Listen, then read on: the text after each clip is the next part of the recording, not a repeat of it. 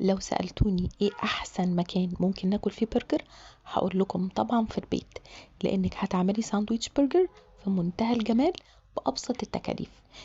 يلا بينا يا ست الكل. اول حاجة جبت كيلو من اللحم المفروم، حطيت عليه ملح وفلفل، وممكن تكتفوا بكده تماما، بس انا بزود حاجات بسيطة: معلقة صغيرة من البابريكا المدخنة، ورشة من الجنزبيل، ومعلقة او معلقتين كبار من الكاتشب. ممكن جدا تستبدلي الكاتشب بصوص باربيكيو، بيديله طعم حلو وطراوة جدا.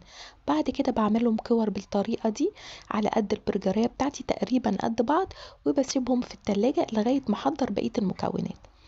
اول حاجة انا بقطع حوالي 3 4 بصلات جوليان بالطريقة دي، عشان هعمل بصل مكرمل. شوية من الزبدة هنزل فيهم بالبصل بتاعي، وعلى نار متوسطة هبتدي اقلب فيهم بالطريقة دي. اول ما يتبلوا هنزل بمعلقة او معلقتين كبار من السكر، ارجع بيهم على النار، وهفضل اقلب فيهم ايدي فيهم لغاية ما البصل بتاعي يبتدي كده يدبل ولونه يحمر. مع التقليب البصل هيبتدي يتكرمل، ويبتدي لونه يبقى زي ما انتوا شايفين بالطريقة دي. اول ما اوصل للون ده هنزل بربع كوباية من المية، وهغطي عليه بحيث ان هو يكمل سواه ويديني الكرملة الحلوة بتاعة البصل. طبعا انا هنا غلطت غلطة، الشاطر هو اللي هيقولها.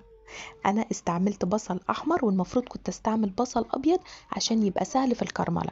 البصل الاحمر اخد مني وقت كبير على النار.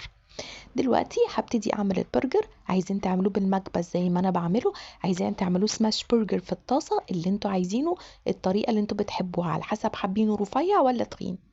على الطاسة بتاعتي ببتدي انزل بشوية زيت، وانزل بالبرجر بتاعي. انا هنا بوريكم البصل شكله بعد ما تكرمل عامل ازاي.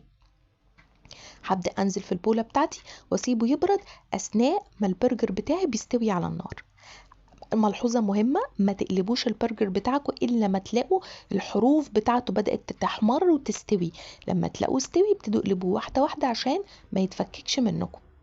بعد كده بعد ما اكمل سواه تماما هنزل بقطعة من الجبنة على كل برجراية، تشيدر او موتزاريلا اللي موجود واللي انتوا بتحبوه، وهتغطوا الطاسة بتاعتكم بحيث ان الجبنة دي يحصل لها ملت او تسيح على البرجر. اخر حاجة بقى واهم حاجة في الساندوتش كله هو الصوص بتاع البرجر. الصوص الأشهر على الإطلاق صوص ماكدونالدز أو بيسموه صوص الألف جزيرة. أهم حاجة فيه البصلاية المبشورة بشر ناعم جدا، باخد منها معلقة كبيرة، مع نص كوباية من المايونيز، نص كوباية من الكاتشب، معلقة صغيرة من الخل، معلقة كبيرة من العسل الأبيض، وشوية من الخيار، بس الحتة دي ما تصورتش، خيار مقطع صغير جدا أو مفروم فرم خشن. بقلب الصوص كويس جدا، وده هو الأساس اللي هيديكوا طعم المحلات في الساندوتش. بعد كده بعد ما